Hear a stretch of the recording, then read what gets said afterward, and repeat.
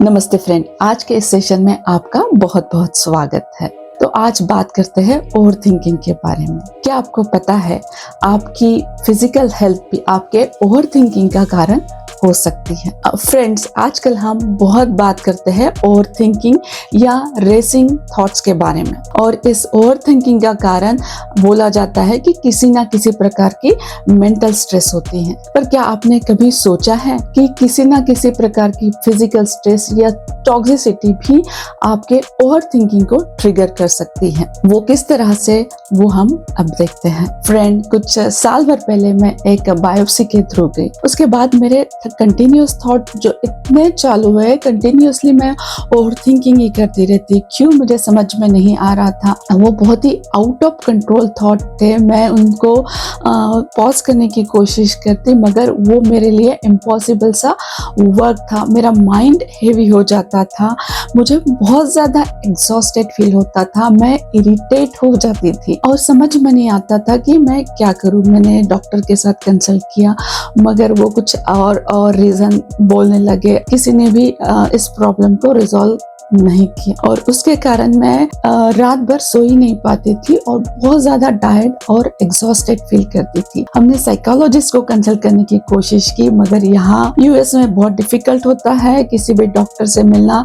आपको 5 या 6 मंथ के बाद की ही अपॉइंटमेंट मिलती है। तो मैंने उसके बाद फिर सर्च करना चालू किया कि क्या कारण हो सकते हैं। लाइब्रेरी में जाके बुक देखने की कोशिश की कि क्या क्या कारण हो सकते हैं। तो मुझे थोड़ा सा क्लू मिला कि रेडिएशन और एनेस्थेशिया या एंटीबायोटिक्स के कारण आपके बॉडी की टॉक्सिसिटी बढ़ जाती है। तो मुझे लगा कि क्यों ना हो सकता है कि मेरे बॉडी की टॉक्सिसिटी बढ़ गई हो। तो मुझे कुछ बहुत ज़्यादा तो पता नहीं था, तो मैंने सीधा लिवर डिटॉक्स टी खरीदा और वो पीना स्टार्ट किया। तो उसके बाद ही मुझे नेक्स्ट डे से ही मुझे थोड़ा थोड़ा रिलीफ स्टार्ट हुआ, और उसके बाद जब मैंने कंटिन्यू किया तो मुझे बहुत ज़्यादा अच्छा लगने लगा। और फिर मैंने बॉडी डिटॉक्स भी किया। ये सारे प्रॉब्लम्स लेडीज़ बहुत ज़्यादा फेस करती है, क्योंकि वो बहुत सारे फिजिकल स्ट्रेस लाइक सर्जरी है, बायोप्सी है या एंटीबायोटिक्स उन्हें उनके लाइफ में लेने पड़ते हैं। सो फ्रेंड, अगर आप भी ऐसे किसी प्रॉब्लम को फेस कर रहे हैं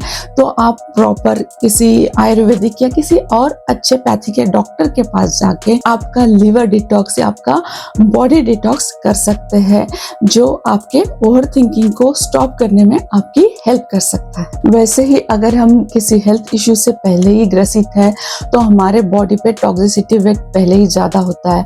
उसमें अगर हम क्लीनिंग प्रोडक्ट जो बहुत स्ट्रॉन्ग क्वालिटी के होते हैं वो यूज़ करते हैं तो हमारा फिर से टॉक्सिसिटी वेट बढ़ जाता है, तो वो भी हमारे ओवर थिंकिंग को ट्रिगर करता है। तो जब आप इन सारी चीज़ों को यूज़ करते हैं तो उनका कंटेंट ज़रूर पढ़िए, और अगर आपको मिलते हैं कोई ऑर्गेनिक और नेचुरल क्लीनिंग प्रोडक्ट तो उन्हें ज़रूर यूज़ कीजिए। वो भी आपके रेसिंग माइंड को स्टॉप करने में हेल्प करता है। सो फ्रेंड, छोटे छोटे जो हम घर में प्रिकॉशन ले सकते हैं वो हमें ज़रूर लेने चाहिए। फ्रेंड्स, हम होलिस्टिक बीइंग है और हमारा बॉडी और माइंड कनेक्टेड है। अगर हमारे बॉडी पे कोई स्ट्रेस आती है तो हमारा माइंड डिस्टर्ब हो जाता है। अगर हमारे माइंड पे कोई स्ट्रेस आती है तो हमारी बॉडी भी डिस्टर्ब हो जाती है। सो फूड एक ऐसा कंटेंट है जो हमारे बॉडी के मेंटल और फिजिकल बैलेंस को बनाए रखने में हमारी बहुत हेल्प करता है। वैसे अगर हम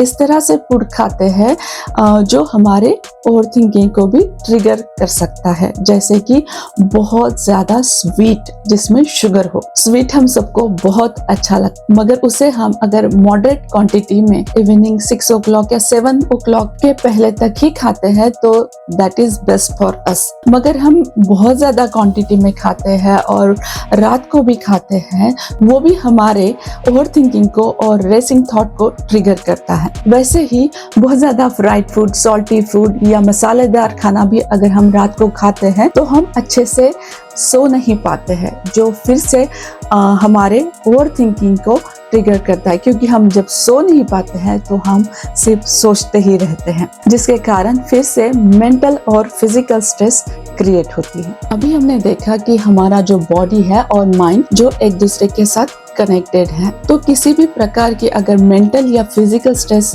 हम पे आती है और हम उसे रिजॉल्व नहीं कर पाते हैं या एक्सप्रेस नहीं कर पाते हैं, तो वो सप्रेस होता है और सप्रेस होके वो हमारे बॉडी के सेल्स और टिश्यू में जाके स्टोर हो जाता है। तो हमारे बॉडी के सेल और टिश्यू मेमोरी स्टोर बैंक की तरह काम करते हैं। सो फ्रेंड, मैंने कुछ महीने पहले एक मेडिटेशन वर्कशॉप को ज्वाइन किया। वो 7 डेज का था। वहाँ पे जो मेरा मेडिटेशन वर्कशॉप था वो बहुत अच्छे से गया। उसके बाद जब मैं वापस आई तो मेरे थॉट कंटिन्यूअसली चलने लगे। फिर से ओवर थिंकिंग स्टार्ट हो गया। बहुत ज्यादा थॉट्स, जो पास्ट की निगेटिव मेमोरी थी, वो बहुत कंटिन्यूअसली चलने लगी, जबकि मैं उन्हें सोचना ही नहीं चाहती थी, मगर फिर से वो बार बार आते ही रहते थे। सो फ्रेंड, इस ओवर थिंकिंग को अवॉइड करने के लिए मैं कंटिन्यूअसली कुछ ना कुछ सुनती रहती थी और अपने माइंड को डिस्ट्रैक्ट करने की कोशिश करती थी। तो वैसे ही मैं मेडिटेशन के ऊपर किसी के थॉट सुन रही थी। उन्होंने कहा कि जब हम मेडिटेशन स्टार्ट करते हैं तो ये बहुत नॉर्मल सी चीज है कि हमें हो सकता है हेडेक हो या ओवर थिंकिंग आए या हम अनईजी फील करें या आपको पास्ट मेमोरीज याद आए। तो it is very normal thing for the beginners. So friend, उसके बाद मैंने उस ओवर थिंकिंग को एज इज एक्सेप्ट कर लिया और सोचा कि ये मेरे बॉडी या माइंड का डिटॉक्सिफाई करने का एक तरीका है। और उसके बाद मैंने मेडिटेशन को कंटिन्यू किया। Now I am feeling better and better. So friend, हमारे ओवर थिंकिंग के बहुत सारे कारण हो सकते हैं, ना सिर्फ मेंटल बल्कि फिजिकल भी। सो आपके बॉडी और माइंड से हो सके उतना कनेक्ट करने की कोशिश कीजिए और आपको पता चलेगा कि आपके ओवर थिंकिंग का कारण क्या है। हेल्दी फूड हैबिट को फॉलो कीजिए। आपके रूटीन में एक्सरसाइज का होना बहुत ज़रूरी है। उसके साथ साथ अच्छे बुक्स ज़रूर पढ़िए और हो सके उतना अच्छे फ्रेंड्स और लोगों से ज़रूर मिलिए जो आपको इंस्पायर करते हैं। सो फ्रेंड, मुझे आशा है कि ये टॉपिक आपको ज़रूर हेल्प करेगा आपकी ओवर थिंकिंग दूर करने में। तो आपको अगर ये वीडियो अच्छा लगा है तो कमेंट ज़रूर कीजिए, लाइक और शेयर ज़रूर कीजिए और मेरे चैनल को सब्सक्राइब ज़रूर कीजिए। और फिर मिलते हैं ऐसे ही एक वीडियो में। तब तक के लिए bye, thank you and take care.